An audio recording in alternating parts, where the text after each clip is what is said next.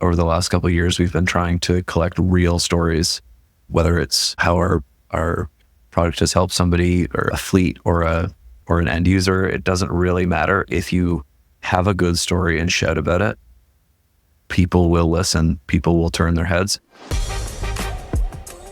Whether you're going to market through dealers, distributors, or some other partner channel, the mediated sale is complex. We call it B2B to X. But the leaders in the industry are the ones who are making it look simple. I'm John Goff. And I'm Kyler Mason, and this is Why You Win, presented by Element 3. In today's episode, we talked to Brendan Church, the CMO of Legend. Legend's doing some excellent stuff these days and telling interesting stories. And Brendan himself has some very passionate feelings about lead attribution and how that relates to marketing. We also dive into a different opinion that he has on where to start when building a marketing team in 2024.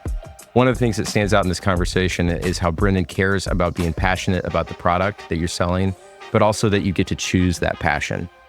I met Brendan at Work Truck Week, and he immediately stood out as a really awesome marketer who's doing some exceptional things. I hope you enjoy the conversation. Brendan, thanks for coming on the show today. We are really glad to have you. We've been looking forward to this for a while. As we get started, why don't you just jump in and tell the audience about what you do at Legend? Thanks for having me, John. Kyler, it's an honor to be here. Very kind of you to have me on.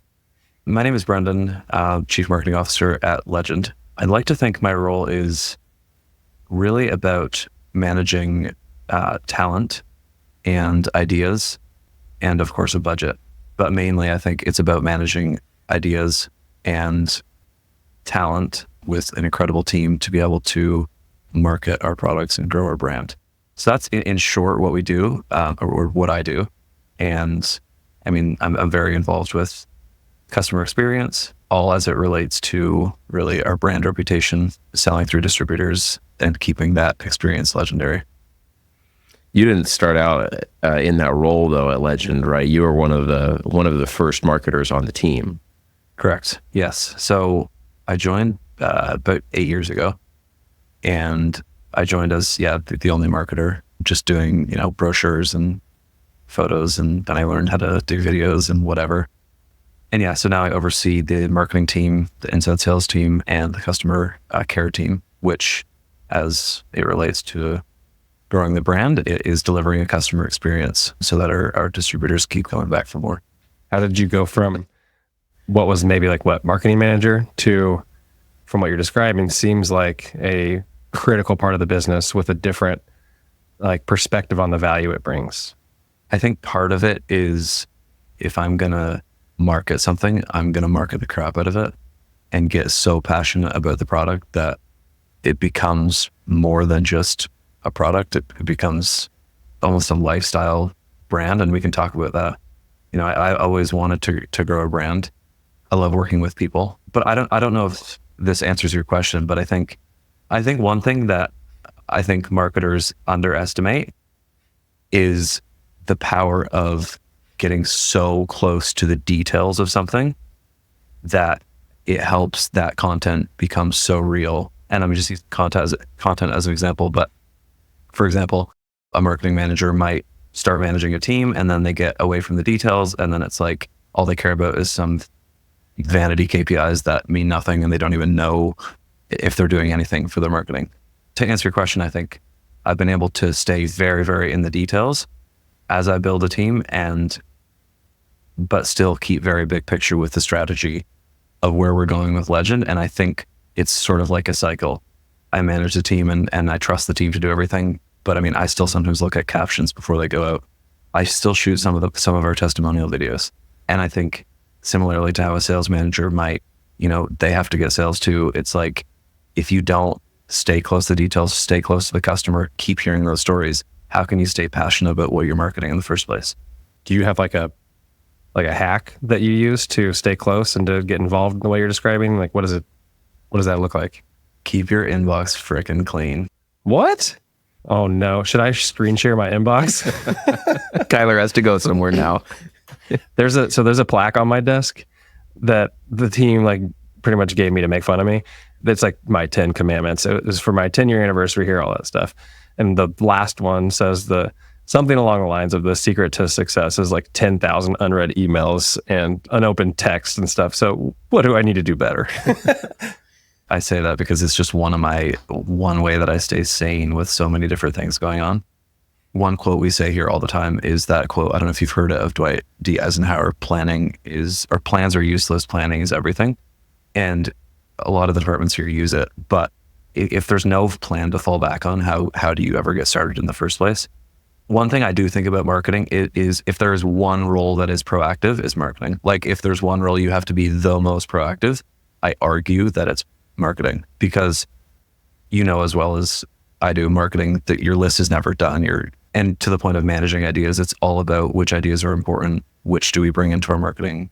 But I think there's always something else that can be done. And I think there's something to be said about creative minds, because there's so much going on. I don't know, for me anyways, I always just feel like as long as and this is not advice, because it's just sort of how I work.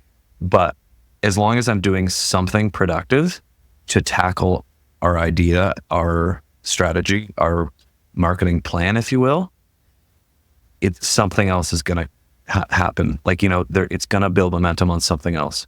That seems like really empty advice, but I just say keep working at it. Keep working on something, even if it's like a dumb little script for some random idea that you had from 5 years ago, and you can't think of anything else to go and work on. Just go and work on that, because it's gonna help you. It's gonna give you something else. Oh, I forgot to do this, and then check up on the team on this. And I think that's how I'd like to think the Legend brand keeps hustling and moving at a pretty fast pace. I think that hustle idea though is right, and at the risk of like ending up with a clip about how we should all be hustlers, and I really hope that doesn't end up somewhere on social media. John, if you just say it with a really straight face, it's way better. How we all end up like hustlers. What I see you guys doing though, as I've been following like your social media accounts, for example, the content piece that actually stands out the most to me these days is when you are traveling to different places and you just have these like jump cut clips of all of the vans that you see on the road. At first I was like, I don't get that. But now when I see them, I'm like, first of all, I know it's you guys. And second of all, like I kind of love it. And I love the Legends of the Road angle. And I love the like borrowed content of like, this is a van. That's all that clip is. It's like literally here's an image of me driving and I saw a van and I took a clip of a van. And that idea in itself is not, I'll say this, working at a creative agency, it's not like a groundbreaking idea, but it is a thing that you all have like decided to go and grab and own. And I think in the context of like, just chase an idea and then do that a bunch and then let other good ideas fall out of that idea. That one is a perfect example of me. Like, it's a little branded thing now that doesn't say Legend on it, but when I see like a clip of 5 vans in a row, I immediately think of you guys. And I appreciate that. I think that is definitely not only, like you said, trying new things. And this is what we're trying with getting closer to the vans themselves. But what you said is exactly our entire point of our brand. When we rebranded, we went from Legend Fleet Solutions, which is a very just blah sounding name. It could be a transport company. I don't know. When we decided to rebrand, we were like, okay, if we're going to rebrand, we have a cool name. Like we have the name that's Legend. So we're going to either go big or go home. So let's go big, go bold. And the point of our brand behavior with Legend, and exactly your point, which is why we care so much about the vans on the road and the people on the road that actually use these vans, is because, okay, not only is no one else doing that, but if we're going to really care about the Legends of the Road, don't you think we need to actually go and find out what their lives are really like and really put our money where our mouth is and put, like you talked about the van tours that we do, the Legends of the Road tours. We can talk more about that, but that's kind of our entire point. We could talk about ourselves all day long. We do product videos, we do those too.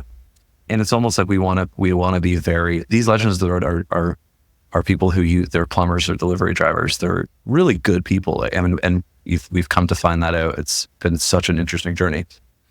But that, I guess, to the point of that, we're in a very corporate market. We're in a very official, very proper, everything's very, very corporate. And that's exactly what we want to be as a premium brand. But we'd like to think that is one of our superpowers, is we're very close to the end user. We're not afraid to have way more fun with it than a classic brand, that takes 3 months to do one video or get approval processes for this. And what I'm picking up on from you is, speed, chase ideas, like stay close to the customer and to the detail. How do you do that well and create that culture inside your team and organization while maintaining like the standards that you have? Because it's just not like every idea works. Have you been intentional about that? Is it intuitive? Is it a values thing? Like, how do you do that? Being a premium brand, we have obviously our brand standards, and we don't deviate from that. And we use the word legendary. If something's not legendary, we use it in every department. Like, that's not legendary, whether it's about customer experience or something about the brand. It's a very interesting question though, because with the team, everyone is very aligned with brand standards being high. But I think when it comes to just trying something off the cuff with speed, having fun with it, with humor, I think that comes from leadership, because I think the owners and management have a lot of fun, but then get serious. I guess that's the best way to answer the question. At the same time as we have an approach called GSD, which is get shit done. Right? Heard that? We've recently added a little R in there for get shit done right, but it's little and sometimes it gets trampled. I just think that if you're trying to go big, go hard, go bold, like, what's the worst thing that's going to happen if you try something? Just post it. What's the worst it's going to do? Take off? Or flop? So what? Move on to the next thing. But honestly though, like, we're looking for a way to not overthink things as much too, right? Like, we're living in a very crowded internet, and you got to be bold. I think that our name helps us with that too. We're legends. Like, just do it. I want to talk to you about that in the context of the rebrand, because one of the things that first attracted me to Legend, we met earlier this year at Work Truck Week. You had this really cool booth and you got this great logo. And I was like, man, these guys are polished. Like, they've got to put together. I have to know what they're about. And so that was like really attractive to me as a marketer and a person who cares about brand. In the context I want to know more about though is like the strategic bet that you all took as a company to move from Legend Fleet Solutions, and what I'm sure most organizations feel like, oh, well, like, we've got people who know us as we are, and a lot of founders are like really protective of their original brand. And you, moving up through the ranks of marketing and customer experience, are coming in, and the story in my imagination is this guy who we like and trust is now like trying to pitch us and sell us on a big brand project, and we're going to should change our image to the world. Can you tell me the real story about, like, was that hard? Was it easy? Did it make sense to everybody? What was that like? Yeah, I'll be honest, it wasn't, I was sort of just doing my thing as a marketer. And then I think we got some advice from a consultant that we needed a more recognizable brand. And that's sort of what started the conversation. You're like, game on. Exactly. I always hated the old logo. It wasn't even a logo. No, but actually though, we wanted to get closer to the end user. And how do we do that? We need a recognizable brand. We need something that is easy to remember. So there's not only that, we needed something to rally around to sort of take the business to the next level. That's sort of how we took rebranding seriously. I think also we wanted a brand that felt strong and alike our quality products. Legend Fleet Solutions was starting to not feel like us, which is, again, why we took rebranding seriously. The other thing we always think about is our number one product is the floor. It's a quality product, and it's what's allowed us to be an industry leader. We have many other products as well, but it's a very strong floor. It lasts forever, and it supports the people that walk on it, the people that work on it. it felt like that needed an insignia. It needed, and that's exactly what you see behind me, that legend brand. It needed something strong and bold, placing the bet on rebranding. Obviously, it's not an inexpensive thing to do. It was definitely time to level up and get a lot more bold, is what I would say. And thankfully, they trusted me to take it and run and activate it, which is still what we're doing to this day. But yeah, I would say with our leadership too, our owners have a strong belief in marketing. So when we got into those conversations about, and I'm thankful for that, but when we got into those conversations about how can we get closer to the end user with a brand that means nothing? Okay, we need a purpose. We need to get closer to the end user and actually care about them, which is in turn how we came up with the Legends of the Road. They're the people who are living, working in vans. So yeah, I think that's my answer to that. And if you want to debate vans versus trucks later, let me know. What's the debate? Vans are cooler than trucks. No, somebody asked us actually the other day, like they were asking about the Legends of the Road. They were kind of exploring the brand. And they were like, well, people that drive trucks, aren't they the Legends of the Road? Because to your point, John, like everything's about vans. Like videos of vans. And we said, well, that's actually a really good question. But then we got to thinking about it. And this is stereotypically speaking, but a lot of truck drivers, pickup trucks, I'm talking, they get in their pickup truck, they go to the job site, they get out, they might have a smoke break, they might have a lunch, they might go home at the end of the day, or they do go home at the end of the day. But that's pretty much all we got going on with truck drivers. Like stereotypically speaking, no offense, please. But what my argument is that van drivers are actually in their vans way more. Okay, plumbers still have to, go up to the house, get out, go and work on the plumbing inside the house. But you've got delivery drivers using vans, flour delivery, food delivery. There is a million types of, ways that people use vans. And that's exactly what we're doing Legend TV for, is to learn about all the ways people use vans and live on the road. But that's kind of why. And I do think that trucks have a very macho brand about them, right? And that's good. Whoever did that, whoever marketing dude at Ford, GM built tough, kudos to them, because they did a really great job in turning trucks into like the manly, all the marketing surrounding trucks. So we're trying to make a brand out of vans. And that's what we're doing, a lifestyle brand that the Legends of the Road could be proud of, because they deserve a lot more of a voice. I made a comparison, Sharks and the Jets. This feels like pickup trucks and vans right now. Like we're going to have a lot of snapping and maybe some dancing and a little bit of fighting, but not a lot. Exactly.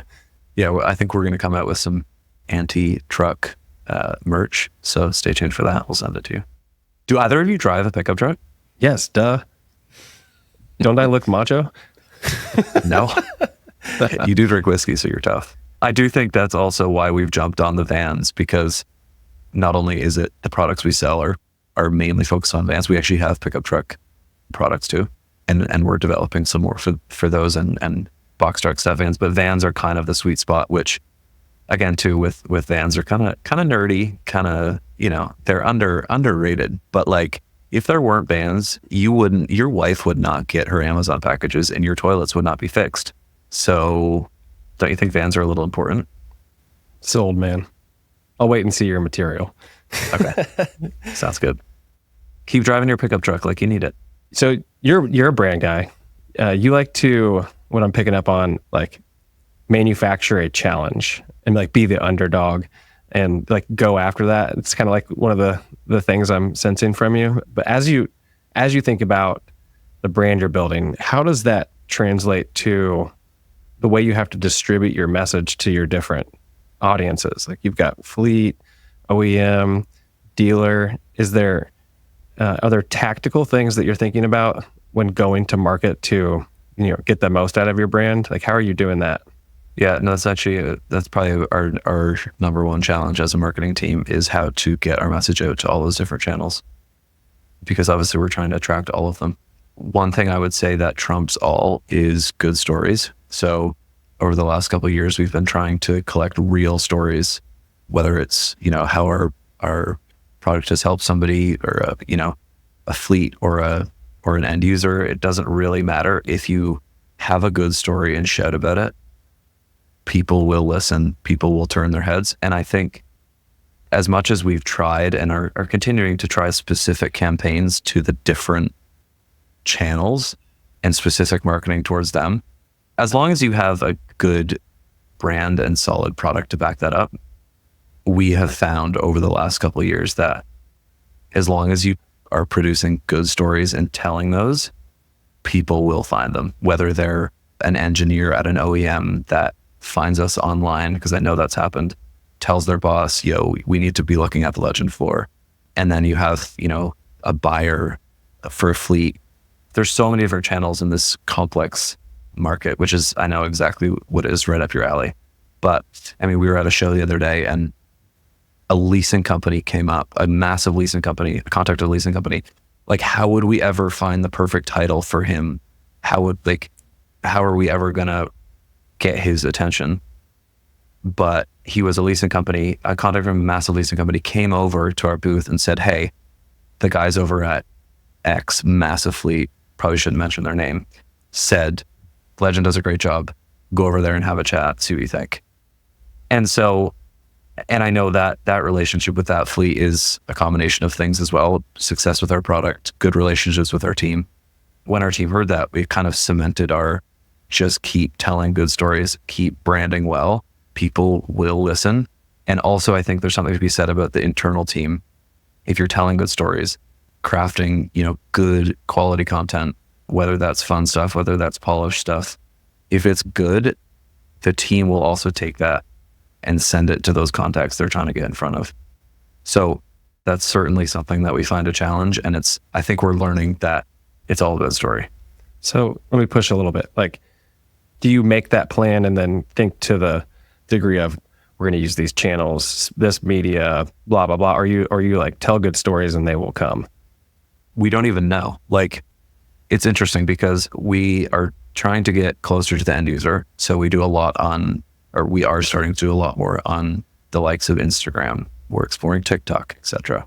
And while we think that those, more lifestyle channels are where the plumbers are, where the people that actually use our product are, then we'll have someone from the show. I hear a story, someone from a show that's like a younger dude. This is a real story, a work truck show. Younger dude works for a new electric vehicle company. Not going to mention any names, but you can guess. Sick vehicles. He saw our stuff on Instagram. Was it targeted to him? No. But he saw it. He said, I love your team's energy. Okay. Did that, cause them to sign a contract with us? I'm not going to probably have that ROI under my name, but did it help him have more enthusiasm to go to his boss and say, I love Legend. I love their team. They're going to support us. They're somebody I want to partner with. Yes. And that's kind of why you have to try all those different things. And knowing full well, okay, yeah, of course we do direct to fleet marketing. You don't even have to touch an email. It could affect your way of buying. What does the word attribution do to your skin? Hate it. Well, let's all haul out our collective soapboxes on attribution for a second. We turn this into a marketing podcast. We track numbers, but I mean, there's the quote, right? Like, half of marketing works, but you don't know which half. So keep trying things. And all it takes is, we're actually trying to work on getting the sales team and the wider team to get us more stories of times they have used marketing and it's been helpful. But it only takes a couple stories every now and then to keep the momentum up with why you're doing this marketing in the first place, which might not directly convert to sales. And I think that is the challenge, but that's what drives us, because e-commerce is cool. You can directly track everything. I mean, within reason. But when it comes to you guys are very aware of how complex these distribution channels are. There's no way of trying to track what works all the time. So keep telling your story in unique, fun ways, and they will listen. There's people that are going to hear this and they'll be like, I want to do it what y'all are doing. Are there any beliefs that you have about these are the roles or skill sets you've got to have in-house, to do what you're talking about well? It's a good question. You've got employees around you listening to what you say, so. No, it's good. Yeah, exactly. Hey, Miguel. Shout out to Miguel. No, that's a very good question. I think when I was a one-man team, it did take a while to sort of discover what we did need in-house and what we subcontracted. I would say if I were to pick one, like you need somebody that can get ridiculously passionate about what you sell on the marketing team. Like not just a marketer who looks nerdy and cool and comes into work and markets. Somebody who gets so passionate, like you could sell mouses. That's the first thing I found. But I don't care about this mouse. I mean, if I'm shopping for a mouse, okay, I'm going to look at the features and the cost and whatever. But if you can't create a story out of the product, and you have to be very passionate to this, if you can't create a story out of the product, the story will end, right? So I guess that is, in terms of legend, that's why the legends of the road, we care about them. That story never ends because there's always stories we're hearing about. And in turn, there's always different ways to market our products.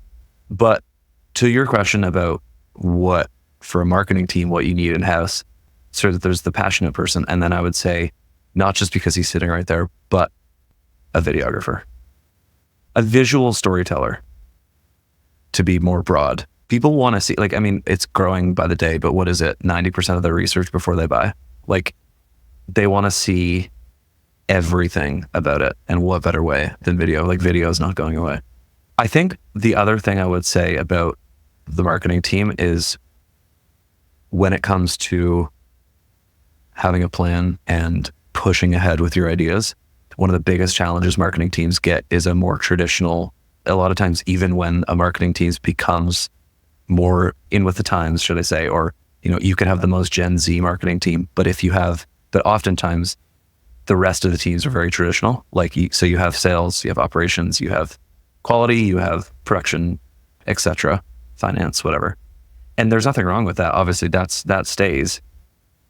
But I think often what happens is the marketing team gets so excited and has such epic ideas, but then there's time is still sucked by things that the other departments need. You know, I need a sell sheet for this. And that's fine. I always say my ideal setting for a marketing team is when the sales team and everyone has everything they need so we can crack on with all our ideas. Number one priority is all the things that you know the sales team are going to ask for, or you know your customers are going to ask for. So point of sale stuff or assets for this. It's always more boring stuff no matter what.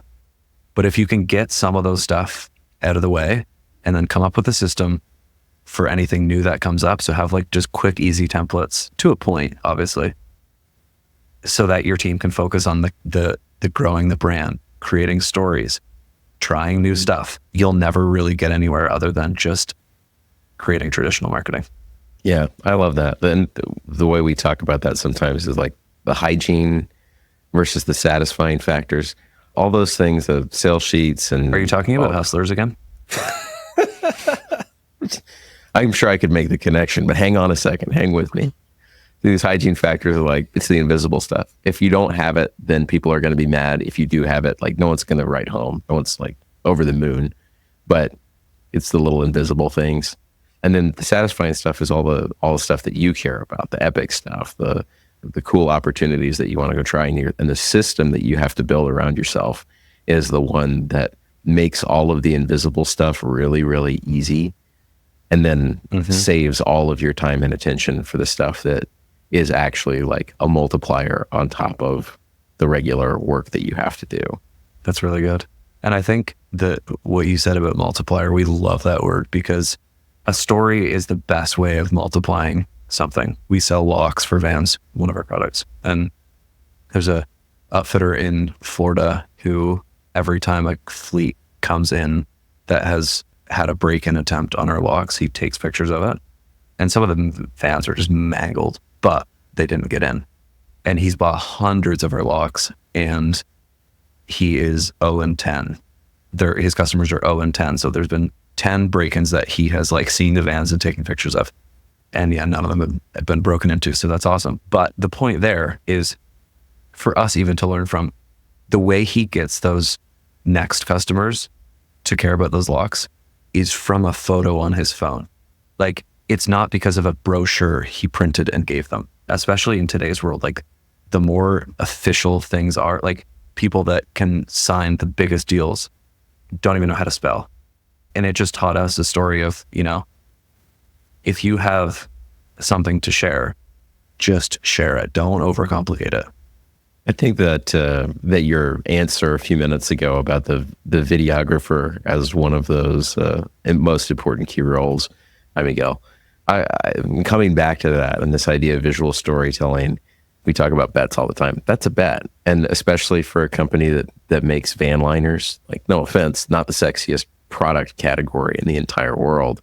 To say, yeah, like actually, what I really need is somebody who is passionate about van liners and really good at visual storytelling. That's the two first key people on my team.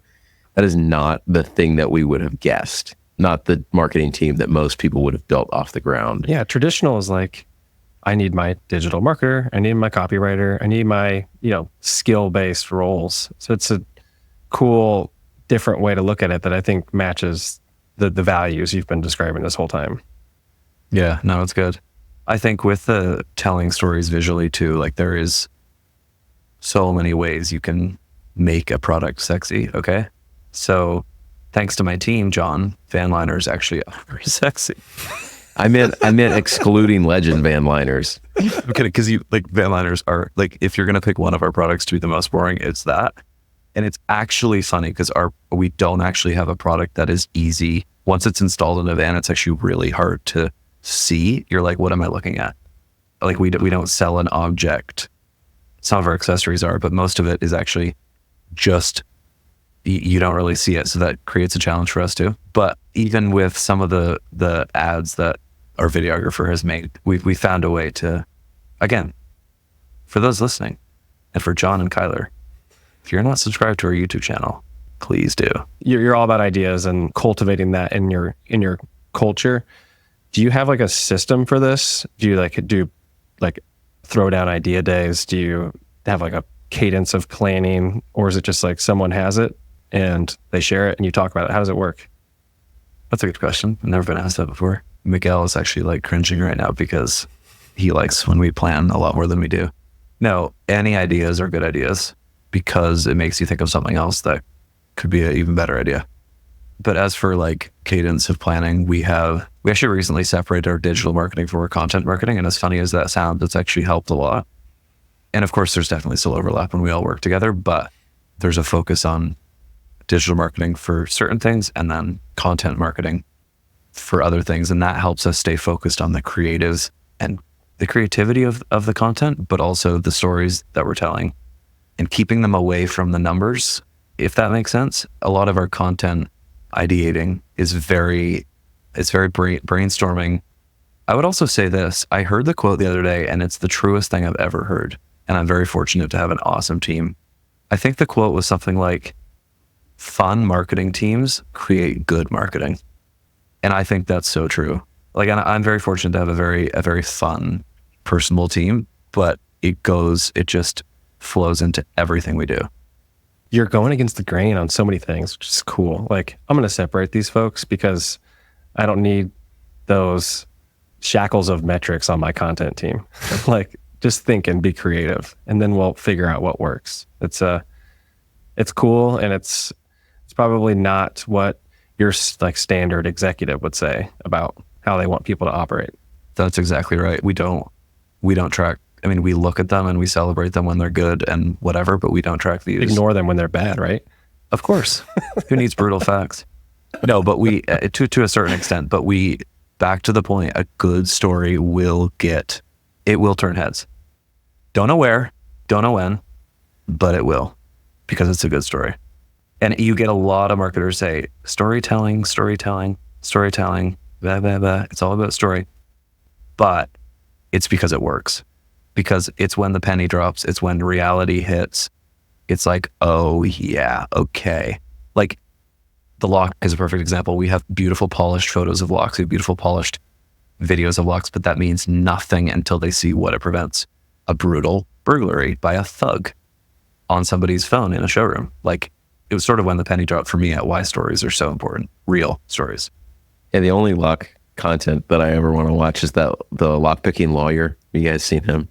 is just like incredibly adept at picking these locks. And the ones that he can't pick are the ones that you're like, oh, wow, this is like, it took him more than 60 seconds to get into it. Must be good. Mm-hmm. I think that it also reflects, though, Brendan, a level of trust and autonomy that you have, again, with your leadership team, that you are able to operate, in, it appears, independently in this way.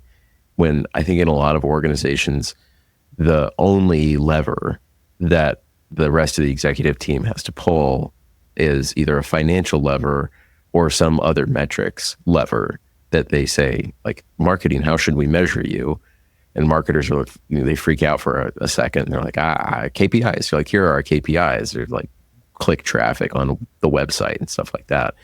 And we marketers end up putting ourselves in these boxes about like, this is how we will demonstrate if we are good or not good. And I think what you're saying is like, those things are true and real and they matter in their own way.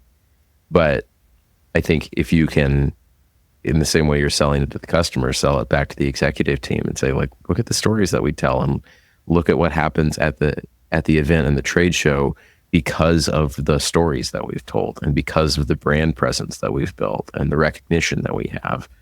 Like, those anecdotes are way more powerful and way more interesting. And if they are correlated with business performance, then that gets you what you need. It doesn't necessarily, my experience is that it doesn't necessarily have to be all of those stories plus a perfect report every time. It's like, are we up and to the right? And are the stories impressive? And are we getting the right feedback from the market? Then we're doing the right set of things. Yeah, no, it's true. And I think that, again, is the challenge of a lot of marketing teams is they have these shackles on them. And it's so unfortunate. It's actually funny because we were talking to Reed earlier about food and, I'm actually a foodie. I'm into food, I'm into drinks, I'm into photography, and that's sort of how I started. But I guess my point I'm trying to make there is, do you really think I care about van liners? Like, no. But you told me that you were passionate about van liners. That's actually what you said. But that's because I've made a choice to be passionate, because if you're not passionate, there is absolutely no point in marketing. But to your point about the metrics and et cetera, the unfortunate thing is when you're going after these other, like we talked about earlier, these different channels and these different customers, types of customers, it's how do you know? Like, we've all been on let's say a digital marketing journey or a marketing journey. Like a couple months back, I let digital marketing take me on a journey when I was trying to buy shoes. Like, I needed running shoes.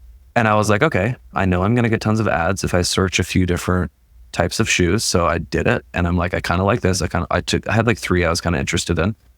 And so I searched it and then I let it, I didn't really need, like, I wasn't like urgent for the shoes. So I just let it do its thing. And it took me on a journey. But what was interesting is I got ads on YouTube. I got ads on Google. I got this, that, and the next thing. For whoever made those ads, whoever set up those ads on their whatever platform they did it on, my sale of those shoes, wherever I bought them, is not showing up in their numbers. So I ended up going with a pair of shoes because a friend told me that they have those shoes. They've had them for ages. They love them. So I ended up being like, okay, I'll look into it one more time and boom, yeah, those are my shoes. So I think the same goes for if you're going after multiple channels, how on earth do you expect a perfect, polished campaign to just plop into the hands of the right buyer? You don't even know what the buyer is. Like, for us, it's a fleet manager. Sometimes it's a safety manager. Sometimes it's a transport advisor. Sometimes it's to the point of OEM. Sometimes it's engineers. Sometimes it's, managers. But you'll spend your entire life trying to find those perfect people where you could have been spending that time. Again, I'm going to say it, creating stories and getting them out there, and somebody will notice them somewhere, no matter who it is on the team. Mic drop. Thank you. You also never know that it's crazy. I'm actually, to be honest, with marketing, I never went to school for marketing. I am completely self-taught. But one of the most underrated things looking back is, like, not only are you going after different channels, you don't have a clue what demographic those people are. You don't have a clue if they're 60, 30, 20. You don't know if they use TikTok, Instagram, YouTube, email. What about the people that do that? Like, yeah, I do know. I did all this research, blah, blah, blah, blah, blah. How do you debate that? It's bullshit. Like, okay, good question. So how are you ever going to know that, okay, let's say we're going after fleets. Mm-hmm. How are you ever going to know that something that you shared with fleets meaning, okay, you have a bunch of email addresses in a list, or you created an ad campaign to fleet managers or something. How are you ever going to know, number one, if that did anything? You won't. Number two, then the flip side is that you hear stories later about another thing that you actually created for the end user, or actually to go after your customer, and the fleet actually saw that instead, and they were impressed by that. So they were like, dude, I'm so impressed. That's so cool. Tell me more. That just took your entire strategy and tore it up and put it in the garbage. In principle, go after targeted channels. If that's all you're doing, it's not as effective. I think your point is a good argument against attribution. I mean, maybe support the demographic side of things. I think you can, in aggregate, know these are the type of people I'm talking to, and here are the jobs to be done. Like, not like a persona. We actually shit on personas at Element 3 quite a bit, like the stereotypes. So how are you going to get that right? But there are things that those fleet managers have to get done that your stories can speak to, sort of like your lock story. So I think it's a balance of what are those stories, what are they dealing with, and then what's your stance on attribution? Because there's all different types. To be honest, we actually don't do a ton of attribution here. I'm not surprised. It's cool. Here and there, but it's not a KPI of ours. And again, I think I do struggle to give advice per se to perhaps a new marketer or a marketing team that's looking for ideas, because like you said, there is trust from leadership, and you do have to have that. So I'm not exactly saying that it works for everyone to just have the autonomy to work on ideas, and it is very unique to Legend. So we're very thankful for that. Think of how much time people spend on trying to track the ROI when you could be creating something interesting that somebody actually cares to look at. Why not use that hour to actually call your customers and ask them the issues they're facing, or go and research what's happening in the market. Go and get inspired somehow so that your marketing actually stands out. Yeah, I would say that, like, as a responsible party for our marketing and accountable for budget and, real dollars that we spend, my angle on that is like, I care about the metrics. I care about how many impressions we get. I care about how much money we spent reaching how many people. But I think I'm probably closer to you on terms of, like, I don't believe in a cost per lead, especially in our business. That just doesn't equate in a services business like ours, frankly, in a business like yours, unless you're in like a D2C or an e-commerce kind of environment. Some of those metrics just don't even make sense. And it's back to that idea of this like B2B2C or B2B2B model that we live in when we're in this world, where you guys are working with upfitters and OEMs and the fleet managers and other customers. And it's like this kind of cloudy, foggy ecosystem that all of us are working in together. And the OEMs are trying to exert pressure and influence and brand into this like mix. And you guys and your upfitting partners and the customers, there's so many inputs into this system. Even on like the sneaker example that you gave a few minutes ago, there's a lot of people or a lot of like players in that ecosystem, but it's really just like you as the target and all of the potential vendors that can get you to like buy a pair of shoes.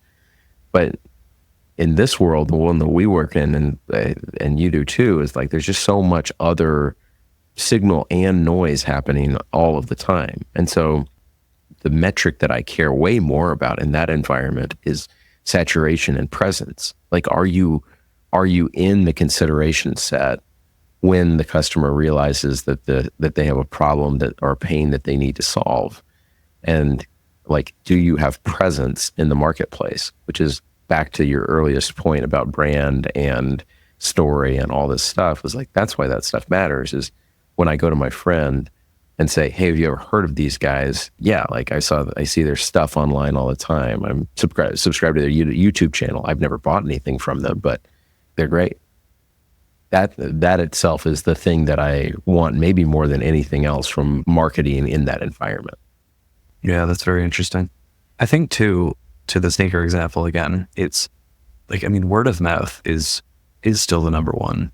I do think also with the challenges of marketing in a cloudy market, if you don't have okay, you can have a really good product, but if you don't have that strong brand to get the attention of people in the first place, you kind of have to go hard. You have to have a very strong sales team. You have to bust your balls to get that message out there.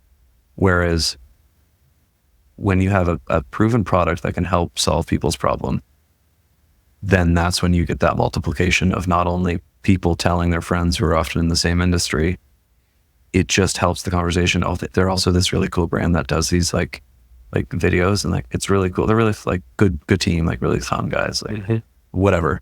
And I think when you have that, that's when you start getting customers that actually stay too. It's like a one-off transaction. Yeah, there's something to be said about FOMO too, right? Like they have a partner in the industry or somebody you're working with in the industry. I know for a fact we've heard stories of companies that are proud to work with us because of the brand. And yes, we help them solve problems, but it helps them want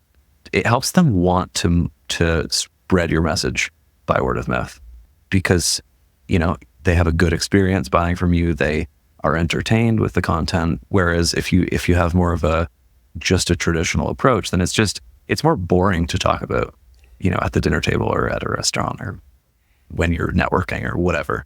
You got any more that we can wring out of you? Yeah. I don't know. Keep trying new things. Keep making decisions. If something doesn't work out, divorce yourself from the past and keep going. For somebody listening to this that's like, man, this is great. I believe in this way of doing marketing, generalizing a lot, but they feel they have work to do with buy-in with the leadership team. Do you have any suggestions for how they should frame up the recommendation that they would make to leadership who may be saying things like, what's the ROI on that video? What is the ROI on that channel? That is like maybe the wrong thing to be asking. What would you do if you were in that person's shoes? I'll try and answer without telling anyone to break rules, but I think leadership doesn't want to waste money or resources or time. But if you can make something happen and prove that it got some attention without their approval, they're more than happy to take a look at it and then be like, okay, hit the sunset and create more. Hit the sunset. Hit the road, do your thing. Like, sounds so negative. No, I loved it. That was awesome. It's good because they get a ride off in the sunset of their happy ride. Exactly. But I think, and it's completely fair, but when you propose something to an owner, it feels so official and it feels so like as if there's gonna be an implication, a negative implication if it goes wrong. But just don't overthink it and just start trying things, because that's the other thing that leadership likes is action. So if you can start trying things and start trying weird, unique ways of marketing your product, and it starts getting some attention, and ideally you can grab a story of a way that it did that and you can share that, you're kind of good to go. Because then it also proves that you don't know what works. You don't know which audience is seeing it and telling which person in the industry. And then you're kind of set loose to build a team and create epic marketing. There it is. Boom. Good shit. We're done. Brendan, thanks for coming on. We appreciate it. It's been great. Thank you very much for having me. Why You Win is presented by Element 3, a marketing firm focused on modernizing go-to-market strategies for manufacturers that sell through complex distribution channels. We help leaders solve problems across demand generation, sales channel support, and brand development. If you'd like more from myself or John, connect with us on LinkedIn. And for more from Element 3, visit element3.com. That's elementthree.com.